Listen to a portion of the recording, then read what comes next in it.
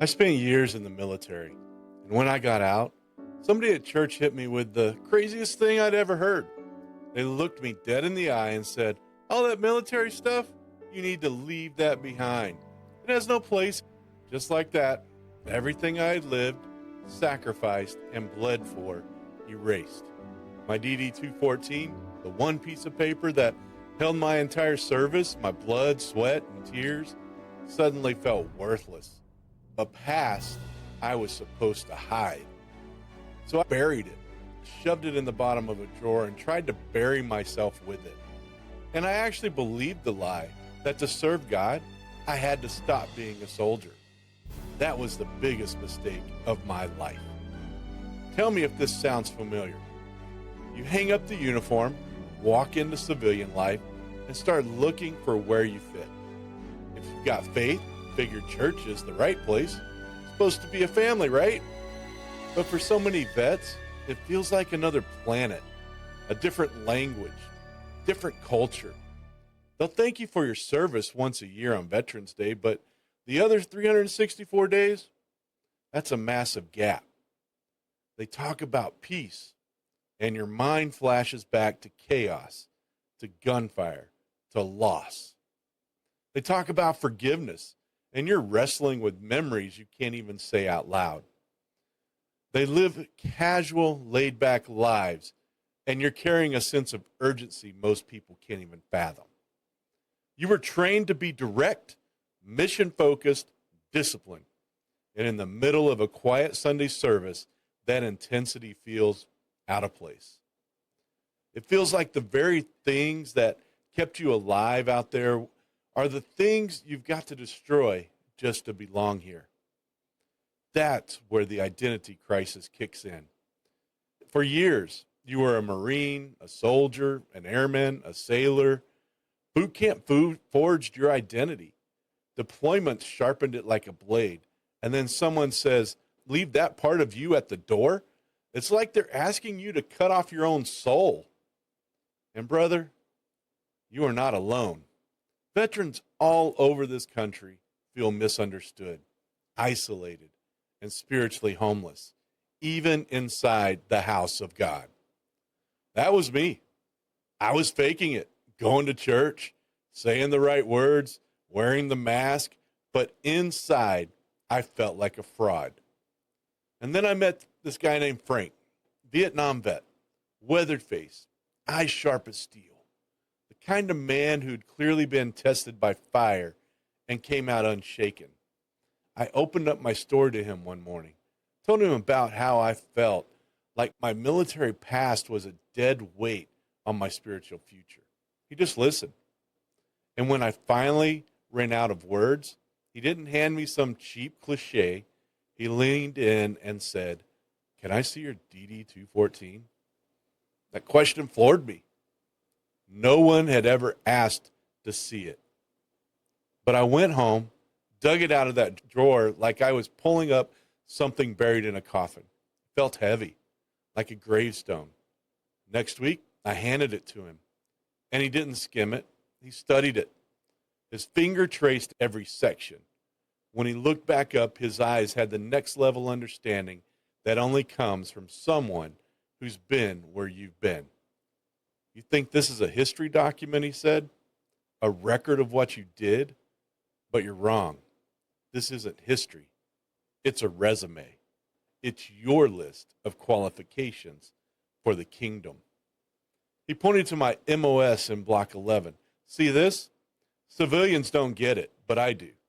I see a master problem solver, a man trained to face complexity under insane pressure and win. The church is full of complex problems. We need this. He scanned my awards. Most people see medals and think heroics. I see proven faithfulness, loyalty, commitment to something bigger than yourself. That's the heart of a servant leader. Then he tapped the section for leadership training. His voice got louder. This right here, you didn't just learn how to bark orders. You learned how to build teams, to crush morale problems, to carry responsibility when no one else would. Pastors pray for leaders like this. And for the first time in years, I wasn't looking at a grave marker. I was looking at a list of superpowers: discipline, teamwork, strategy, resilience. My DD 214 wasn't a relic of a life that was over. It was a transcript from God's training ground. This is true for every vet. Your service wasn't a detour from your spiritual calling. God was shaping you through every drill, every deployment, every moment you thought would break you. The military was a crucible. Boot camp was the forge. Combat was the fire. And in all of it, God was preparing you for the greater battle, the spiritual war that rages every single day. You already know how to stand your post, to fight for what's right, to press on when you're tired, to serve when it costs you everything. These aren't just military skills, they're kingdom skills. And listen, Scripture is packed with people whose resumes didn't fit the job description. Moses was a fugitive when God tapped him to lead a nation. David was a shepherd and a warrior before he was crowned king.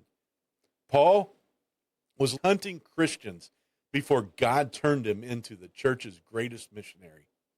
God doesn't call the qualified. He qualifies the called. Your DD 214 isn't a chapter that closed. It's proof of the training he gave you for the mission ahead. Transitioning from serving your country to serving God, that's not a downgrade. It's a promotion. You're not laying down your weapons. You're learning to wield new ones. The battle is eternal, and your warrior spirit is exactly what the kingdom needs. So, how do you take that resume and put it into play? 4 challenges for you right here, right now. Report for duty. Don't walk into your pastor's office asking, "Do you need help?" Walk in with the mindset of a soldier reporting for assignment. Translate your experience into church language. I led squads becomes I know how to mentor small groups. Frame it has solutions. Find your fire team. Don't do this alone. Build a squad of vets in your church.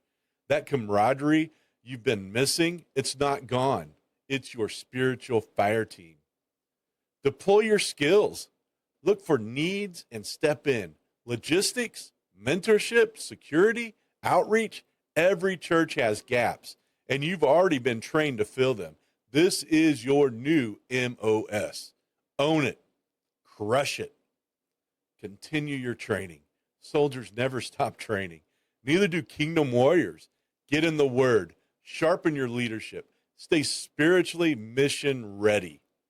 If this is hitting you where you live, if you're a vet who knows that disconnect, I want you to hit this fight with us. Subscribe to this channel right now and do me 2 things in the comments. Drop your branch of service. Let's see who's here.